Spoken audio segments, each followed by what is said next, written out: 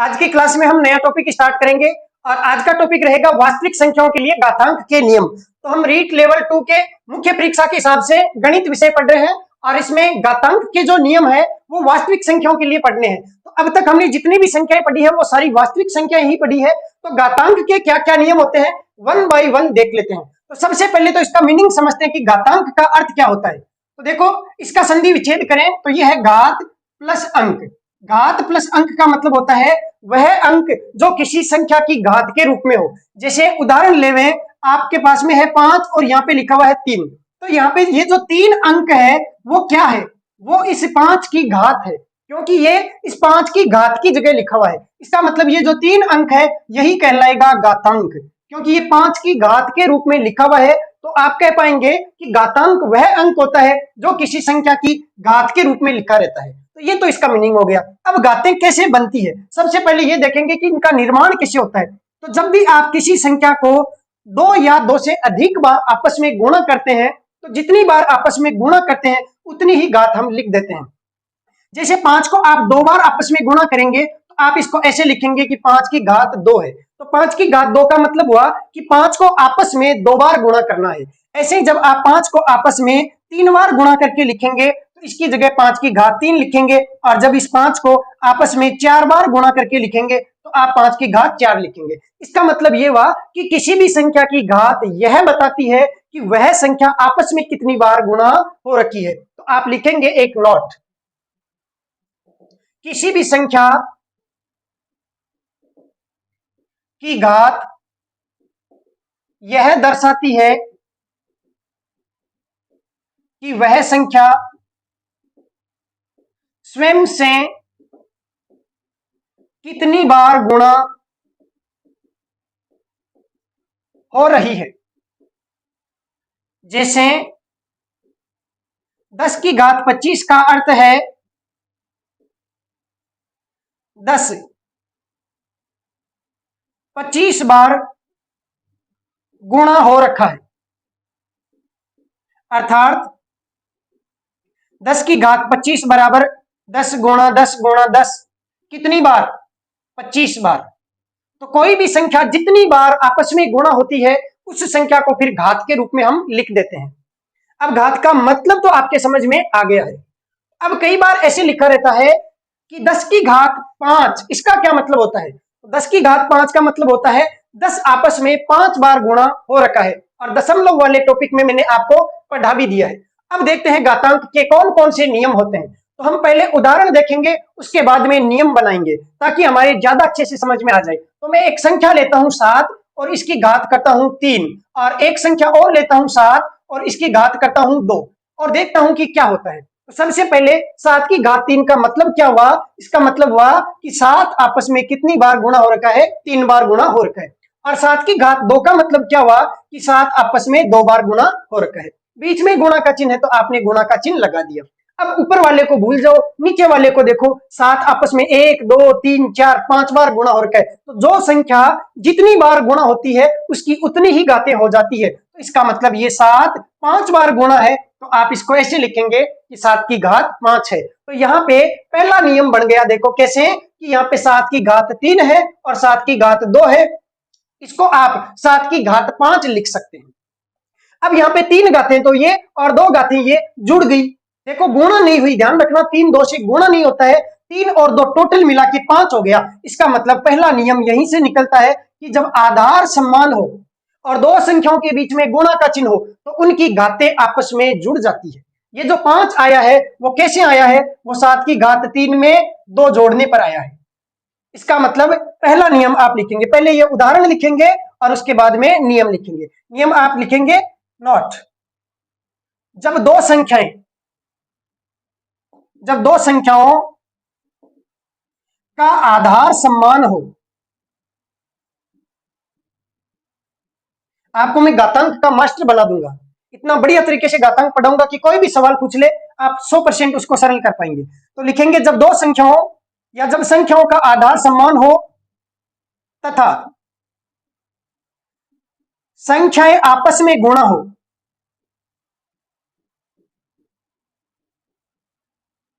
तो उनकी घातें जुड़ जाती है। ये नियम नंबर 1।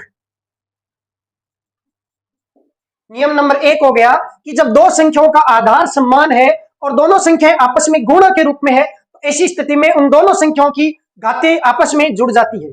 अब मान लीजिए 2 की जगह 3 संख्याएं आ जाए तो भी जुड़ जाएगी। उदाहरण देखते हैं, एक उदाहरण लेते हैं, 13 की घात 3 गुणा 13 की घात 4 गुणा 13 की घात 2, ये क्या होगा? तो आप इसको पहले डिटेल से समझेंगे। 13 की घात 3 का मतलब होता है 13 आपस में 3 बार गुणा हो रखा है। 13 की घात 4 का मतलब होता है 13 आपस में 4 बार गुणा हो रखा है। और 13 की घात 2 का मतलब है 13 आपस में 2 बार गुणा हो रखा है। तो 13 गुणा 13 मैंने लिख दिया। बीच में सबके गुणा का चिन्ह है, तो आपने भी गुणा का चिन्ह लगा दिया। अलग कलर के पेन से गुणा का चिन्ह लगा देता हूं ताकि आपको अच्छे से पता लग जाए कि कौन क्या है। तो यहाँ पे गुणा का चिन्ह और यहाँ पे भी गुणा का चिन्ह, तो समझ में आ गया होगा कि 13 की घात 3 को 3 जगह लिख दिया, 4 घात को 4 जगह लिख दिया, 2 घात को 2 जगह लिख दिया। टोटल मिला के देखें तो ये 13 कितनी बार आ गया? तो 1 2 3 4 5 6 7 8 9 बार आ गया। इसका मतलब आप इसको 13 की घात 9 लिख सकते हैं। तो मैं ऐसा इसको विस्तार करके फिर एक साथ लिखूं, या इसकी बजाय मैं ऐसे लिख दूं कि 13 की घात ऐसे लिखूं 3 + 4 + 2, तो 3 और 4 7 और 2 हो गया 9। तो ये ज्यादा सही रहेगा मेरे हिसाब से, क्योंकि डिटेल से लिखेंगे तो यहाँ पे तो घात 3 4 2 है। अगर घात 50 आ जाए, 75 आ जाए, 100 आ जाए, तो फिर 100 बार थोड़ी लिखोगे, बहुत बड़ा हो जाएगा। ऐसी स्थिति में आप क्या करना, चेक करना कि आधार समान है क्या। अगर आधार समान है तो घातों को आपस में जोड़ देना, लेकिन ध्यान रखना बीच में चिन्ह किसका होना चाहिए? गुणा का। तो विशेष नोट आप लिखेंगे, विशेष नोट, संख्याओं के बीच में, संख्याओं के बीच में गुणा का चिन्ह हो, संख्याओं के बीच में गुणा का चिन्ह हो तभी घातें जुड़ेगी,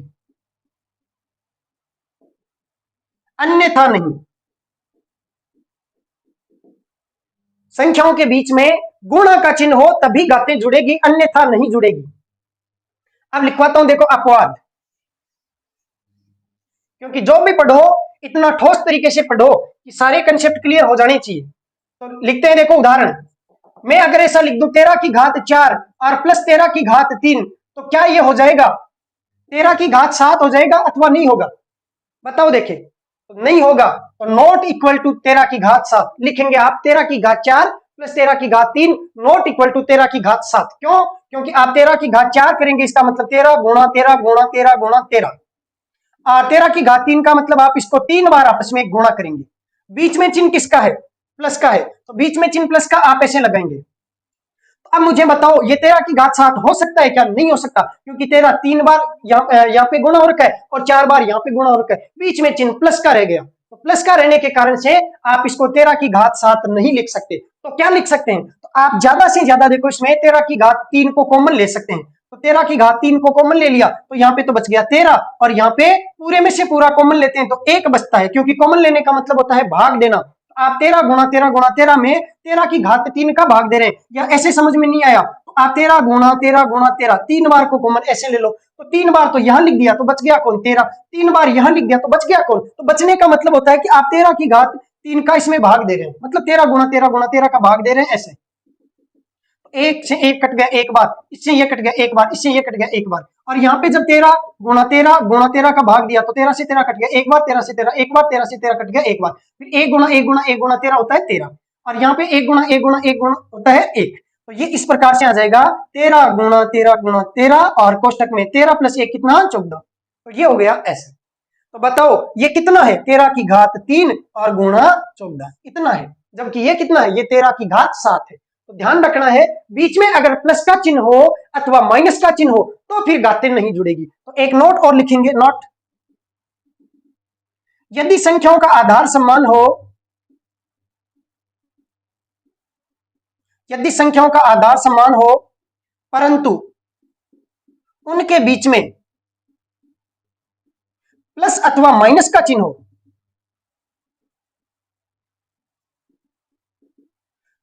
तो उनकी घातें नहीं जुड़ेगी, तो उनकी घातें नहीं जुड़ेगी। इसको अंडरलाइन कर लेना, नहीं जुड़ेगी को, या अलग कलर के पेन से लिख लेना, नहीं जुड़ेगी। प्लस या माइनस होने पर नहीं जुड़ेगी, गुणा होने पर ही जुड़ेगी। तो पहला नियम सबको समझ में आ गया होगा, बहुत इंपॉर्टेंट है और बहुत अच्छा नियम है। अब एक उदाहरण देखते हैं, लिखेंगे एक सवाल, x की घात 25 गुणा x की घात 75 गुणा x की घात 72 का मान क्या होगा। ऑप्शन ए में है x की घात 175, ऑप्शन बी में है x की घात 25 गुणा 75 गुणा 72, ऑप्शन सी में है x की घात 172, ऑप्शन डी में है x की घात 25। ये ऑप्शन लिख दिया मैंने, ठीक है। तो ये तो पता ही चल गया होगा, इतना सोच के बेटा इसका मतलब गलत है ये तो, है ना।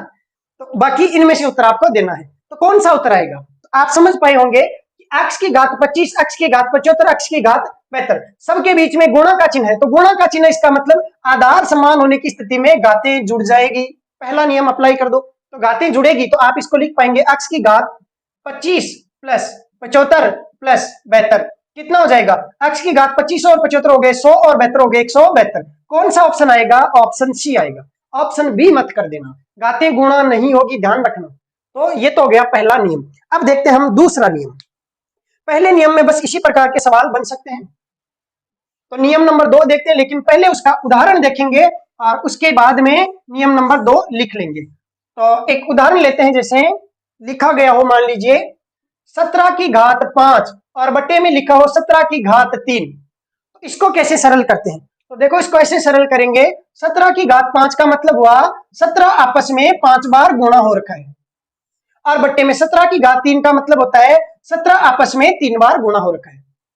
अब 1 2 3 से 3 कट जाएगा। देखो वास्तविकता में क्या होता है कि गणित में कोई भी संख्याएं ऐसे थोड़ी है कि चाकू लिया और काट दिया, जैसे 100 में 100 का भाग दिया तो अपने से काट देते हैं कि कट गया, ये कहना गलत होता है। वो कटता नहीं है, 100 का 100 में भाग एक बार चला जाता है और उसके बाद में बाकी कोई संख्या इधर लिखी रहती है, तो एक से उसको गुणा करने पे कोई प्रभाव नहीं पड़ता है। तो इस कारण से हम जब ऐसा लिखा हो 100 गुणा 250 बटे 100, तो इसको इससे काट देते हैं, ये 250 उत्तर आ जाता है। लेकिन वास्तविकता में 100 का भाग 100 में एक बार चला जाता है, और जब ये एक 250 से गुणा होता है तो 250 आता है। तो कभी भी चाकू लेके मत काट देना, नहीं तो एग्जामिनर नंबर काट देगा आपके। तो यहाँ पे ऐसा नहीं कि ये कट गया और बस आप भूल गए, नहीं, 3 बार है तो इस 3 बार में एक बार भाग चला जाएगा, या कहें 17 से 17 एक बार भाग गया, 17 का भाग 17 में एक बार, 17 का भाग 17 में एक बार, तो 1 गुणा 1 हो जाएगा 1। अब इस 1 को किसी से गुणा करो कोई प्रभाव पड़ता नहीं है, इसका मतलब 17 गुणा 17। और पहले वाले नियम में पढ़ा था कि कोई संख्या जितनी बार गुणा होती है उतनी उसकी घात लिख दी जाती है, तो ये आ गया 17 की घात 2। अब यहाँ पे 17 की घात 5 में 17 की घात 3 का भाग दिया तो 17 की घात 2 आया, और वैसे देखे तो 5 में 3 का भाग देने पे 2 आ सकता है क्या, नहीं आ सकता। तो किस प्रकार से आ सकता है, तो 5 में से 3 घटा दूं तो आ सकता है। इसका मतलब ये हुआ कि इसको ऐसे सरल कर सकते हैं, 17 की घात 5 माइनस 3 बराबर 17 की घात 2, उत्तर तो ऐसे आया है। तो नियम ये बन गया कि जब दो संख्याओं के आधार समान हो और दोनों संख्याएं बट्टे में हो, मतलब एक संख्या के बट्टे में दूसरी संख्या हो, तो ऊपर वाली संख्या की घात में से नीचे वाली संख्या की घात को घटा दिया जाता है। पहले नियम में तो यह था कि जब दो संख्याएं आपस में गुणा हो तो उनकी घातें जुड़ जाती है। इस बार दो संख्याएं जब बट्टे में हो तो ऊपर वाली में से नीचे वाली घट जाती है। तो नियम बन गया, लिखेंगे सभी लोग, पहले ये उदाहरण लिखेंगे उसके बाद में नोट लिखेंगे, क्लास को रोक लिया करो फिर लिख लिया करो। लिखेंगे नोट, जब दो संख्याओं के आधार समान हो, जब दो संख्याओं के आधार समान हो तथा दोनों संख्याएं एक दूसरी के बट्टे में हो, कोष्टक में लिखेंगे भाग में हो, या ऐसे लिख सकते हैं ए बट्टा बी के रूप में हो, ठीक है, इतना तो आप समझ ही जाएंगे। बट्टे में हो तो अंश वाली संख्या की घात में से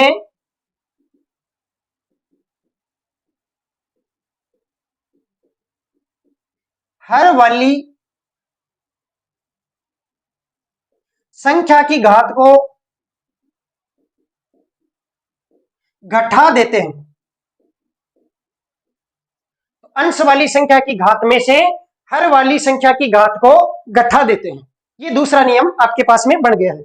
अब इसके भी हम उदाहरण देखेंगे, इसके और कौन से उदाहरण हो सकते हैं।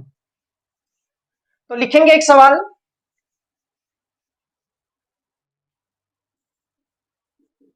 29 की घात 10 और बट्टे में 29 की घात 7 का मान क्या होगा।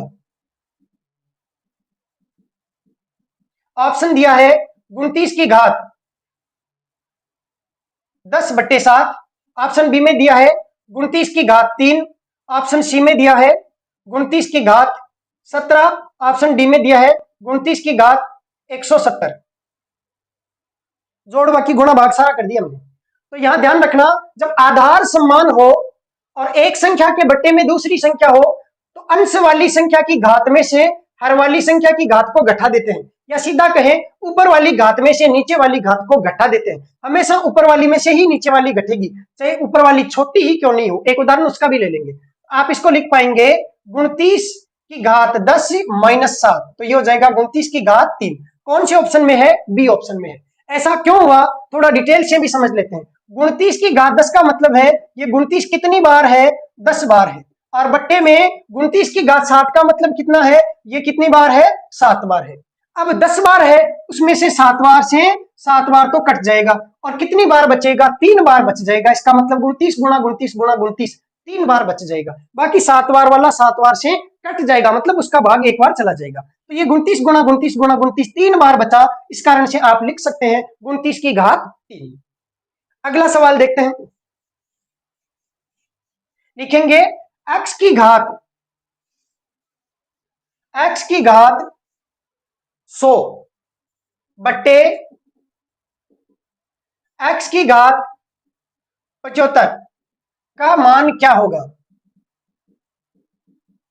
आप इसका सरल करेंगे तो सबसे पहले आपको पता है कि आधार समान है, दोनों संख्याएं बट्टे में है, तो अंश वाली संख्या की घात में से हर वाली संख्या की घात को घटाना है, तो 100 में से 75 घटेगा, तो x की घात 25 आ जाएगा उत्तर। नोट कर लो इसको। अगला सवाल देखते हैं, लिखा हो x की घात 75 बट्टे x की घात 100 का मान क्या होगा। इसका मान क्या होगा, तो हमेशा ऊपर वाली में से ही नीचे वाली को घटाना है, तो आप लिखेंगे x की घात 75 - 100, अंश में से हर को घटाना है, तो ये हो जाएगा x की घात -25 उत्तर। आगे एक नियम आएगा कि जब माइनस की घात हो तो आप इसको नीचे लाके प्लस में भी लिख सकते हैं, तो ये 1/x की घात 25 भी लिखा जा सकता है, दोनों ही सही है। आप लिख सकते हैं अथवा, लेकिन ये बाद में समझाऊंगा, अभी नहीं, पहले ये नियम पढ़ ले उसके बाद में वो पढ़ेंगे। तो ये शायद समझ में आ गया होगा दूसरा नियम। अब और देखते हैं, देखो तीसरा नियम देखते हैं। तीसरा नियम देखने से पहले उदाहरण देखते हैं। मान लीजिए कोई संख्या है, उसकी घात कुछ भी है, 3 है, जैसे आपने लिखा 25 की घात 3 और बट्टे में भी ऐसा ही है 25 की घात 3, तो ये क्या हो जाएगा फिर, आप इसको लिख पाएंगे आधार समान है और घातें बट्टे में है, तो ऊपर वाली संख्या की घात में से नीचे वाली संख्या की घात को घटा देंगे, 3 में से 3 को घटा देंगे, तो ये आएगा 25 की घात 0। अब आपको पता नहीं है कि 25 की घात 0 का मान क्या होता है, तो इसको थोड़ा दूसरे तरीके से सरल करके देखते हैं। 25 की घात 3 का मतलब होता है 25 गुणा 25 गुणा 25, बट्टे में 25 की घात 3 का मतलब भी सेम यही होगा, तो 3 बार इसको लिखेंगे। 25 का भाग 25 में एक बार, 25 का भाग 25 में एक बार, 25 का भाग 25 में एक बार, 1 गुणा 1 गुणा 1 कितना होता है, 1 होता है, इसका मतलब इसका मान 1 आएगा। तो आप यहां आके फंस गए और आपको पता है इसका मान कितना आएगा, 1 आएगा, क्योंकि दोनों को सरल किया तो इस तरीके से सरल किया तो 25 की घात 0 आया, और भाग दे के सरल किया तो 1 आया, इसका मतलब 25 की घात 0 का मान कितना होता है, 1 होता है। दूसरा उदाहरण देखते हैं, कुछ भी ले लो, 7 लिया, घात 4 लगा दी, और बट्टे में भी 7 और घात 4 लगा दी। एक तरीका तो ये कि आप दूसरे नियम से इसको सरल करेंगे, तो दोनों के आधार समान है, दोनों संख्याएं एक दूसरे के बट्टे में है, तो आप अंश वाली घात में से हर वाली घात को घटाएंगे। तो जैसे ही आप अंश वाली घात में से हर वाली घात को घटाएंगे, तो ये 7 की घात 4 - 4 होता है 7 की घात 0। दूसरे तरीके से सरल करते हैं तो 7 की घात 4 का मतलब होता है 7 को 4 बार लिखो और बट्टे में भी 7 को 4 बार लिखो। अब क्या होगा, 7 का भाग 7 में एक बार, 7 का भाग 7 में एक बार, 7 का भाग 7 में एक बार और इस 7 का भाग एक बार। 1 गुणा 1 गुणा 1 गुणा 1 कितना होता है 1। इसका मतलब ये और ये दोनों बराबर है। आप लिख सकते हैं 7 की घात 0 का मान कितना होता है 1। यहाँ पे देखा 25 की घात 0 का मान कितना होता है 1, 7 की घात 0 का मान कितना होता है 1। यहाँ पे कुछ भी होता, मान लो अक्स होता। एक उदाहरण और देखते हैं, अक्स की घात 5 और बट्टे अक्स की घात 5। तो एक तरीके से तो हो जाएगा अक्स की घात 5 माइनस 5 मतलब अक्स की घात 0। दूसरे तरीके से हो जाएगा अक्स की घात 5, इसका मतलब अक्स आपस में 5 बार गुणा हो रखा है और बट्टे में भी अक्स है वो आपस में 5 बार गुणा हो रखा है। ये कट जाएगा, इससे कितनी बार एक बार, इसका मतलब 1 आएगा। तो यहां से देखें तो ये हो गया ये दोनों बराबर है, इसका मतलब अक्स की घात 0 का मान कितना होता है 1। अब अक्स की जगह 25 रखो, अक्स की जगह 7 रखो, कुछ भी रखो, ये 100% क्या आएगा 1 आएगा। तो यही तो नियम है कि किसी भी संख्या की घात अगर 0 है तो उसका मान हमेशा हमेशा हमेशा 1 होता है। ठीक है, तो आप नोट करके लिखेंगे, पहले ये उदाहरण नोट कर लो और उसके बाद में नियम लिखाता हूं। तो नोट कर लो जल्दी से, शायद नोट कर लिया होगा। अब आप लिखेंगे नोट नियम नंबर 3, किसी भी संख्या की घात शून्य हो, किसी भी संख्या की घात शून्य हो तो उसका मान हमेशा 1 होता है। किसी भी संख्या की घात शून्य हो तो उसका मान हमेशा 1 होता है, अर्थात x की घात 0 बराबर 1, अर्थात x की घात 0 बराबर 1।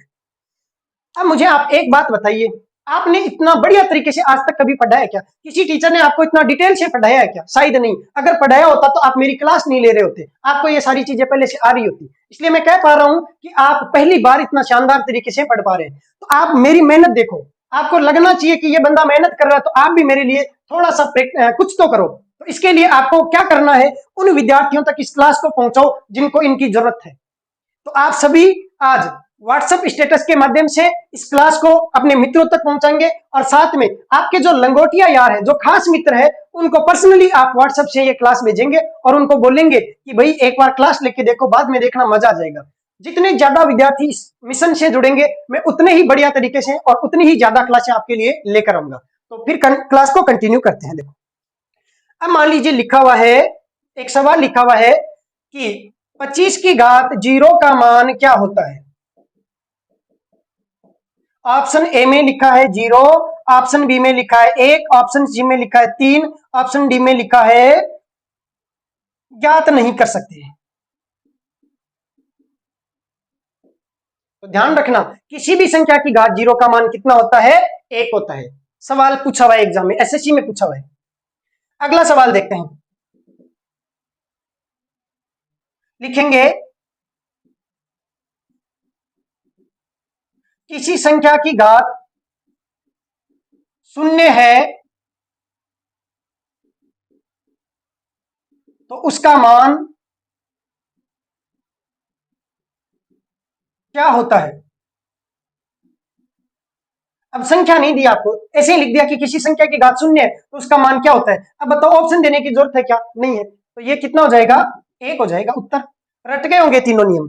तो ये 3 नियम आज की क्लास में हमने पढ़ लिए, इतना पर्याप्त है। बाकी के नियम हम पढ़ेंगे अगली क्लास में। तब तक के लिए आप सभी को धन्यवाद।